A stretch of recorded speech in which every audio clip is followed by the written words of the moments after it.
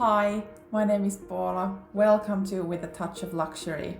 This is a channel where an ordinary Nordic girl such as myself shares thoughts, feelings, stories, experiences about everyday luxury. So if this is something you're interested in, please keep watching.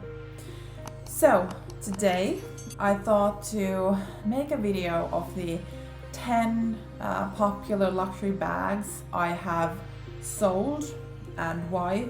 So maybe if there is someone out there who is thinking about purchasing them, this might give you something to think about, or then make it more clear that it is a bag for you, whichever works the best for you. So let's just get right into it. The first bag I want to talk about is the Louis Vuitton Speedy B, so with the bandolier strap, size 25 in the damier ebene print, so basically the brown checkered print. I bought it directly from the store, I would say like maybe 3 to 4 years ago, and the idea was to use it as a work bag, and that I did because I live in a climate where we do not definitely have summer 12 months per year, so we have a lot of rain, snow, stuff that's in between these two. So I wanted to have a bag for work that would actually take the weather that we have here, and that it actually did. It was really durable. There was like no signs of wear. I used it for work for a couple of years, and it was just like in really good condition. Nothing had basically happened to it. And the reason why I sold it is that before I purchased the Speedy, I thought that it's not a bag for me. It doesn't look like a bag that I would want to wear. I did not like the it having no structure in a way. It was like a big hole that you just put your stuff in there. For some reason, maybe I was brainwashed, influenced, here on YouTube and probably also like Instagram. I thought that, well, it's a classic bag from Louis Vuitton, it goes up in price, etc. It must be a good one because so many people have it and enjoy it. So I bought it. I did use it for work. It did exactly what it promises to do and all that, but still in the end, Speedy is not a bag for me. I don't really like the damier ebene print in bags on me. So meaning that it looks great on other people, but it's just in my eyes when I wore it, I didn't like it. So I sold it. Good thing about Louis Vuitton bags is that you basically get your money back if you have it for a while, so that the prices increase. That was the first one. Now to the second one. So the second bag that I did sell is also from Louis Vuitton, and it is the Alma BB in the Monogram canvas, so the smallest one of them all. And I think it is adorable. It's really cute, feminine, but also youthful, in my opinion, at least. But the problem with that one was that I do not like Louis Vuitton Monogram in handbags. A lesson that I learned. I don't know, maybe it is that I've just seen it everywhere. And once again, it looks so good on other people, but on me, I didn't really care what it looked like. So I sold that pretty quickly once I bought it, and I got basically all my money back because it was still in such a good condition.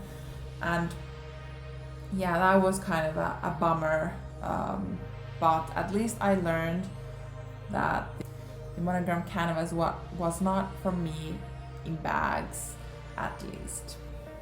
The third bag is the Louis Vuitton pochette accessoires. I'm not French, so my pronunciation, I apologize. So basically the pouch that everyone uses as a handbag.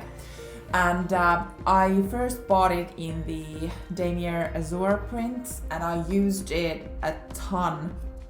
I loved it. It was for a while, it was my only kind of mini bag. So I had that one and I had the Neverfull, and those were kind of what I started with. I loved it. I used it so much.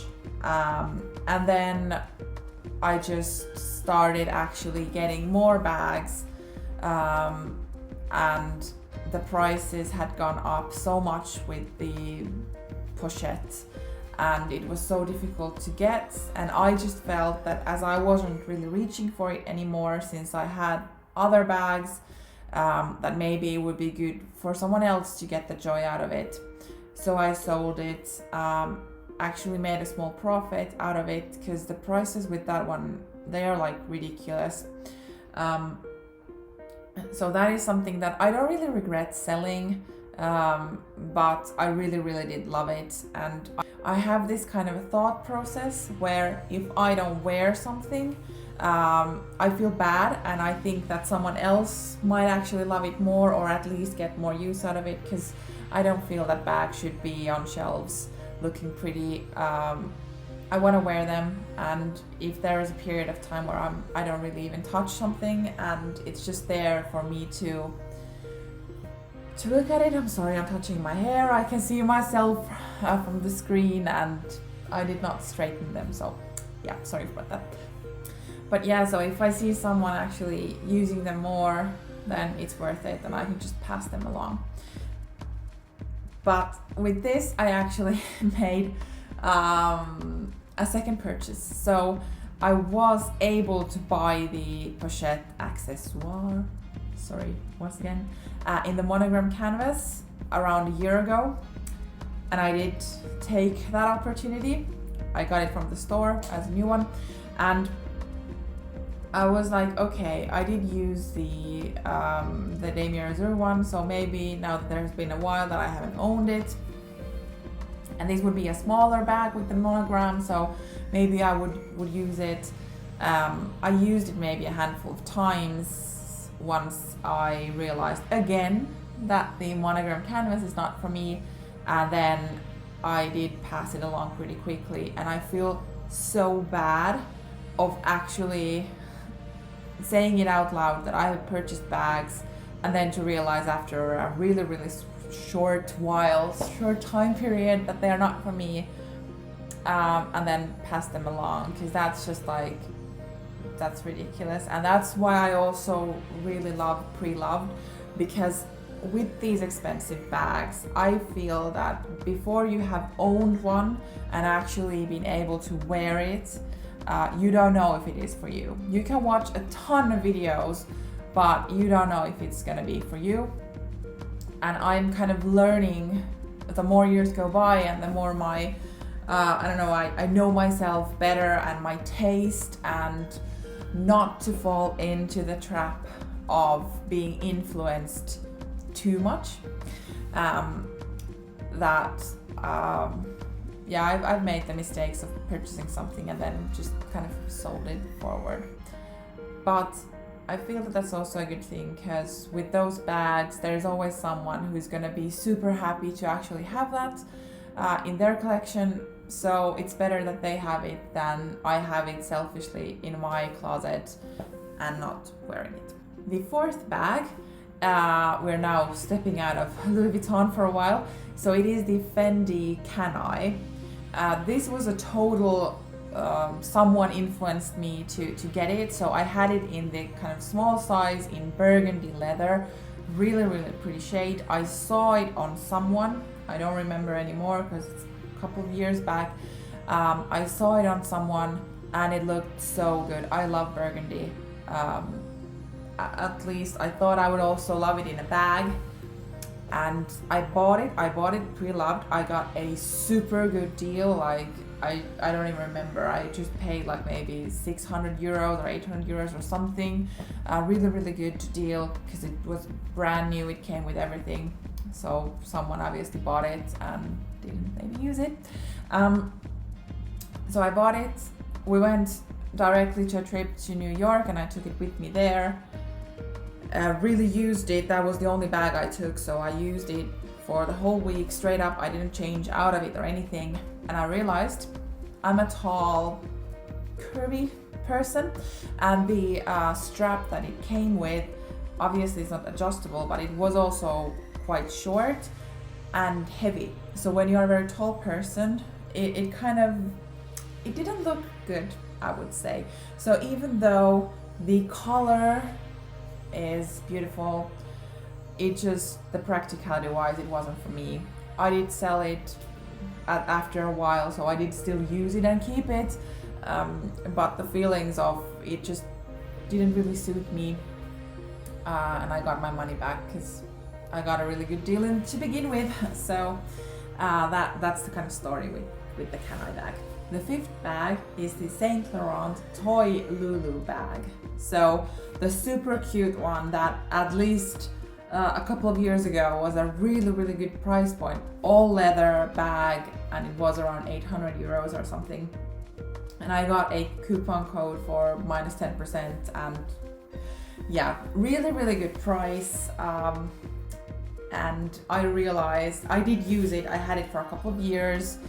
Super handy. The leather is so durable, but for some reason I did not really like how much it kind of came out of my body. So when it was crossbody, it was it's compact, but it's quite wide. So it kind of came when I was wearing it, it came just kind of stuck out of me, and I didn't really like that much. But I got a lot of wear out of it, and then I'm assuming there was something that I wanted to buy, so I thought that I would sell it to get the funds for the other one that I was dreaming of. So that's also kind of my way of buying bags.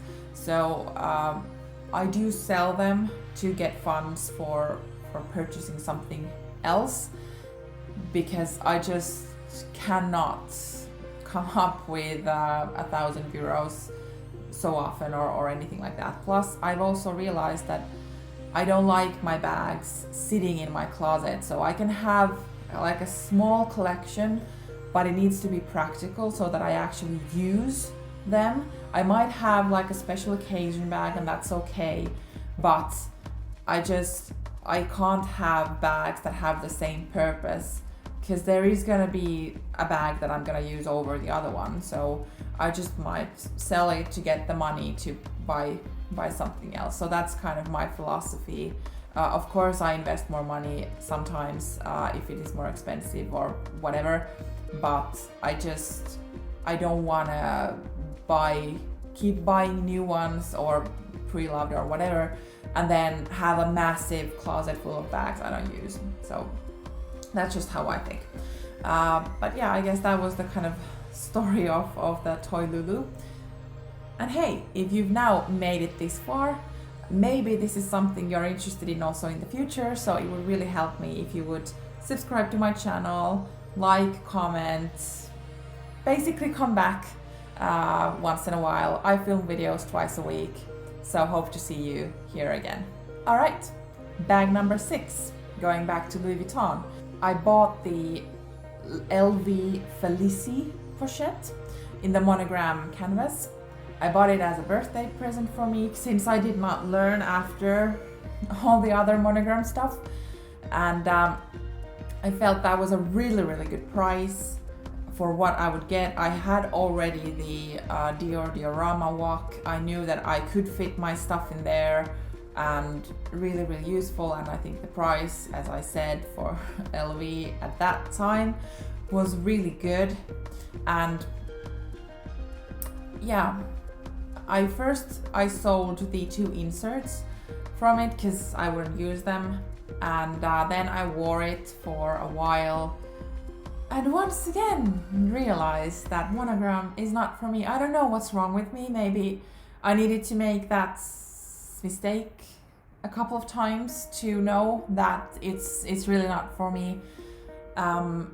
And because I had actually sold the inserts, and when I was gonna sell the pochette or the bag, I ended up getting more money than I originally paid for it. I'm not saying that this is a good strategy of selling the inserts first and then the bag, but it was kind of a lucky coincidence, and it wasn't my plan at all.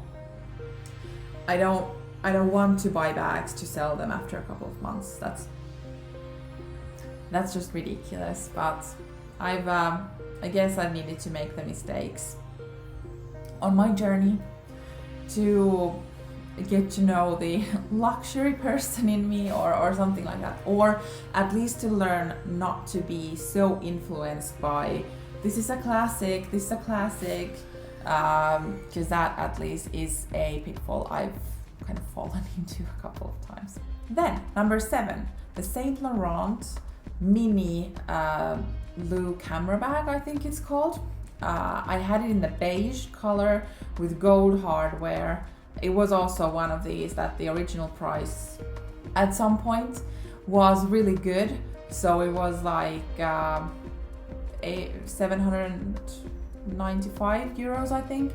And I had, again, like some type of my Teresa code or something that I could get 10% off. So I ended up paying for maybe 700 euros for it. And I think the color is so beautiful. I love it, loved it. I still do. The issue that I had with it was the tassel, and I thought I could live with it. I couldn't. It annoyed me so much. I wasn't even aware that I could have such a strong feelings towards tassels. But because it was attached to the zipper, it was kind of like maybe you could remove it. I didn't try because I realized that if I would try, no one would buy it from me with any type of good price, at least. So I had it for a while. I did wear it. Wear and tear, like, so amazing. My problem was the tassel, so I could not live with it. And now I've been looking on pre-loved or second-hand sites for the bigger kind of camera bag style. It also comes with a tassel, but at least you could remove it. Thank you, Saint Laurent. But anyway, so that was kind of my story on the mini size camera bag. Otherwise, really good. Then going to bag number 8. It is a Dior Addict flap bag that I did purchase also on the second-hand market. With Dior, that is a really good route to go if you want to save some money. And I had it in this bronzy metallic color, which was so beautiful. It was kind of like a neutral, but it kind of stand out. Sorry once again for my hair. I will need to fix them for my next video. But I loved it. The issue that I had with it, it had a chain strap. You could remove it though, but it had this kind of very beautiful CD embossed chain strap. Obviously not adjustable. It kind of dig into shoulder quite a lot if you used it for a long time, because it didn't have any kind of leather to help with this. And also for a tall person, the chain was a bit short, so it also came like somewhere here. I'm okay with crossbody bags being a bit kind of higher, but not like resting under my breast or something. So yeah, it was beautiful, and I did end up actually getting more money out of it when I sold it. So I guess that was a test, and it didn't work for me. So bag number 9, second to last, Saint Laurent shopping tote, or shopper tote, I think it's called. I had it in the black leather. I bought that also from the pre-loved market, and the deal was amazing. I was looking for a work bag that would fit my laptop, and I had used the Neverfull for that purpose, but if you have watched my handbag collection video, you know how, how I feel about it. I want to keep it protected, even though I have like put it all around and it's not that dirty, but still I wanted to protect it. And I ended up buying another tote to use at work, and it was a black one, so it wouldn't really take up that much dirt, or it wouldn't be so visible and blah blah blah. And I realized that I'm a one tote kind of girl, so I need only one tote bag. I felt really stupid of having two tote bags, even though they were like light and dark and leather and canvas and different brands, but I still felt that it's unnecessary to have two tote bags that filled the same purpose. Plus, as mentioned, the climate that I'm living in, an open tote bag with a laptop in it, maybe not the best way to go. So I did end up selling that also with a small profit, since the original price was so good. So I guess also no harm, no foul there. But I learned that one tote is enough, and that's always gonna be my Neverfull. Then, now we're in the final bag. If you're still here, kudos and thank you. It is the Saint Laurent College bag in medium. I had it in grey leather with this diamond quilting. I'll pop up a picture here somewhere. And I did also buy that from the second-hand market. It was categorized as fair condition, so the corners were pretty bad, or at least that's what I thought. If it is if it is in fair condition, categorized as a fair condition bag, I would assume they would be really bad. I looked at the photos and I was like, yeah, I can see the corner wear, but I could live with that. So that was kind of like, with that price that the person was asking, I could live with the corner wear, or even take it to some kind of repair thing where they do magic, basically. So I did end up buying it, and I really love it. It has a top handle, a crossbody strap, casual yet not, and I mean, the size was so good. The corners were not the issue for me. I thought that was like the only place where it showed true wear, and if you had it, like if you wore it, no one saw it because the corners were at the bottom of the bag. So it's not like you would be looking at the corners all the time, or other people would be looking at the corners all the time. The issue for me was the magnet, the closure of the bag. The magnet was so strong that every time I opened it, I was so afraid that it would rip the other kind of, the flap is like this, and this is how it opens, or like more this way, so that this would rip this leather here, so the other part of the magnet, because whenever you would lift it up, of course this part came slightly up as well before it kind of, my explanation was terrible, I'm sorry. Hopefully someone got it. So the magnet was so strong that I was afraid they would break eventually the leather in the lower part of where the flap kind of goes in. And when I received the bag, I could see like some type of, I think like stretching of the leather or something like that. But once again, it was under the flap, so like I wouldn't see it, so it wouldn't really bother if there is some kind of wear and tear. Once again, the price was amazing for the bag. But once I started using it, I was so afraid that one day I would like make a hole to it or like something, because it was so strong. And I was just like, I cannot be so afraid of using this. And closing it and opening it, and I was like always like, okay, when do I need to open this again? So I'll just, now that I open it, I will just do everything right now so that I don't need to open it again. What? I can't have that type of bag. So I don't know if it's the magnet in the kind of diamond quilting thing, if the leather is more soft in that compared to the other with the kind of chevron print. But that was, I couldn't, it didn't feel like a delicate bag, but like I cannot make a hole into my bag. So I sold it, and I also categorized it as a fair condition, but I did end up making more money than what I paid for. So, I mean, yeah.